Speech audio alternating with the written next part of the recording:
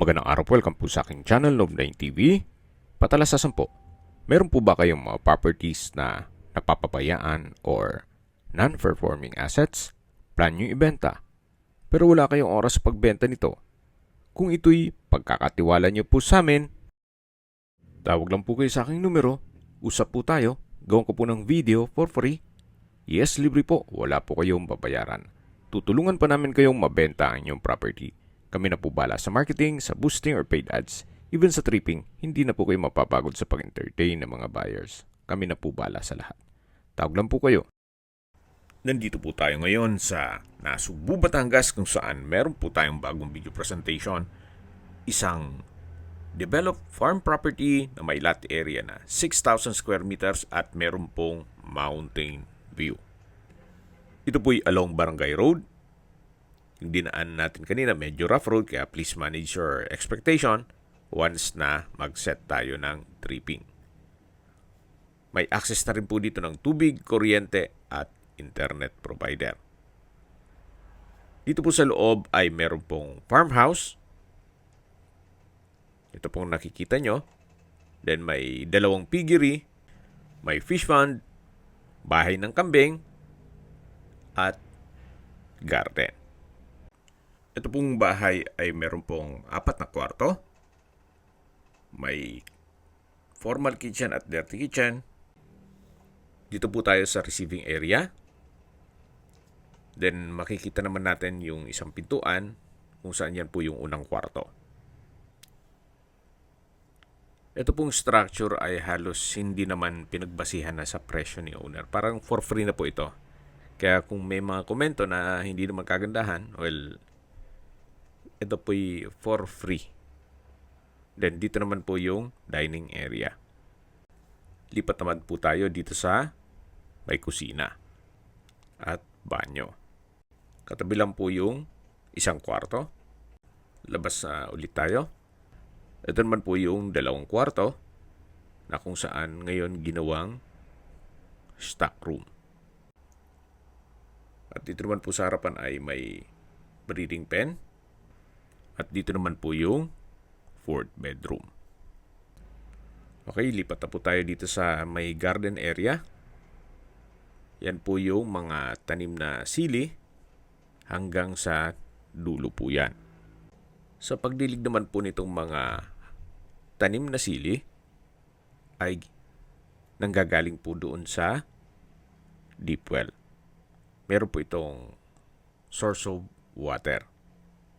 Aside from deep well, meron pong electric water pump. Although meron pong water district dito sa area, yan naman kung may water shortage. At ito po yung mga na-harvest na nila. So kahit paano kumikita na po itong farm ni Doktora. May mga solar lamppost na rin po dito sa palibot nitong farm. So dito po sa loob ng 6,000 square meters or mahigit kalahating hektarya, ang mga structure po dito ay may farmhouse, 2 ang piggery, yung maliit para sa mga wild pigs o baboy ramo. Then yung malaki po ay para naman sa mga patiner. So dito naman po sa area na to ay meron pong 700 na tanim na kape. Na kung saan yan po'y magiging income generating din po. Meron din pong mga grafted mango trees. Dito naman po tayo sa parte ng property na medyo slope ang terrain. Then sa dulo po ay doon po nakapwesto ang fish pond. Ang kagandahan po dito sa property na to ay punong-puno na po ng mga tanim na kung saan i-maintain nyo na lang.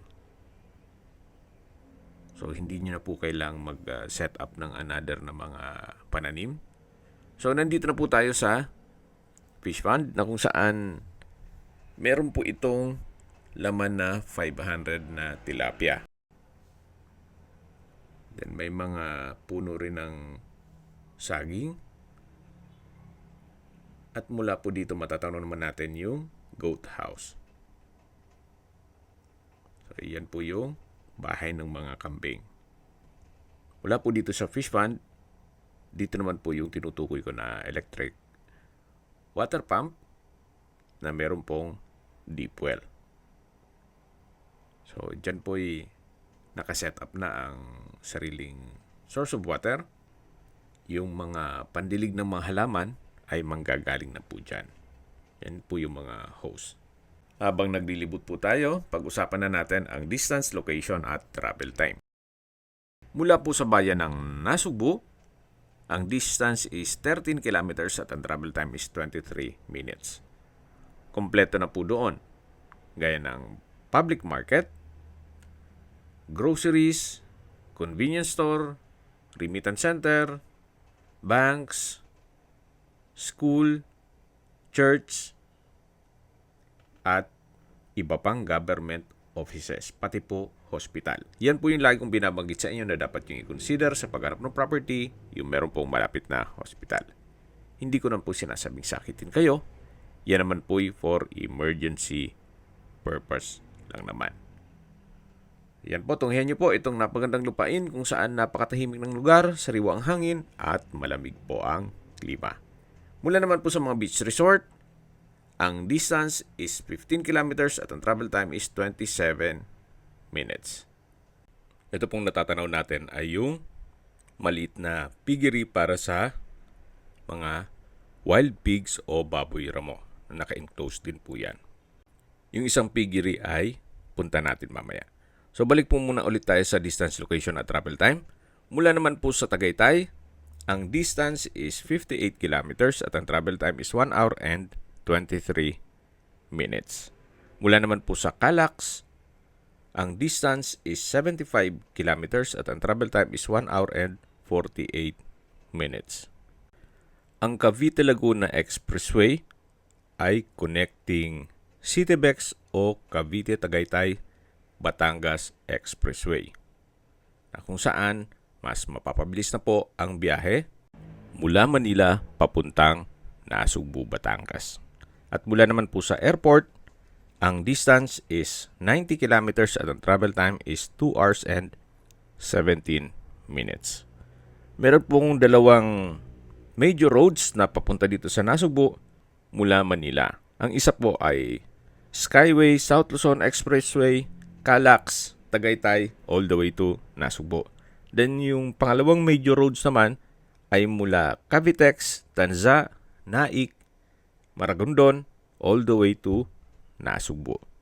At ito pong property ay accessible din ng public transportation. Mga 3 to 4 hours po pag magkukommute kayo. Ang pamasahe po ay 160 to 180 pesos. Then ang bus terminal naman ay matatagpuan sa EDSA TAF, tabi ng McDo ng BSC Bus Terminal.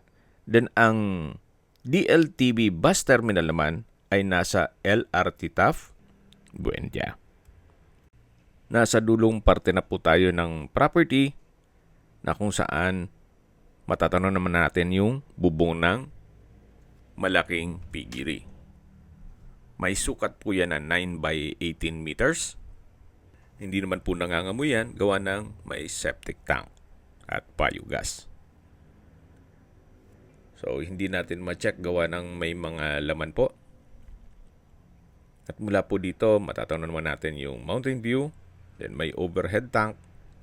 Upon tripping, papasok po tayo dyan. Maayos na maayos pa po yung mga bubong. Kaya matagal pa pong magagamit yan. Then dito po yung mga garden plot na meron pong tanim na kamuting kahoy. Sa presyo na po tayo. Binebenta po ito ni owner sa halagang 8.5 million pesos net. Ibig pong sabihin, si buyer na po ang sasagot sa lahat ng taxes at expenses with regard to documentation. Kung may mga katanungan po kayo, tawag lang po kayo sa aking numero. Sa mga kababayan naman natin nasa ibang bansa, meron po akong WhatsApp, Viber at Telegram. Same number lang po, 0917-316-3399. Sa mga nagtatanong naman po ng aming Facebook, meron po aming Facebook page na Nov9TV at Facebook Real Video. Meron din pong TikTok at Instagram. May ibang YouTube channel po kami, the Nov9 TV channel, Nov9 TV Listings, Nov9 TV On The Spot, Nov9 TV Updates, at Nov9 TV House Rental. Sana po naibigyan nyo ang video presentation. Paki-like and subscribe na lang po sa aking channel para ma-update din po kayo sa aking future listings. Kung sakali po hanap nyo yung mas malaking sukat ng lupa, meron din po kami ibang listings na pwede nyong pagpilian.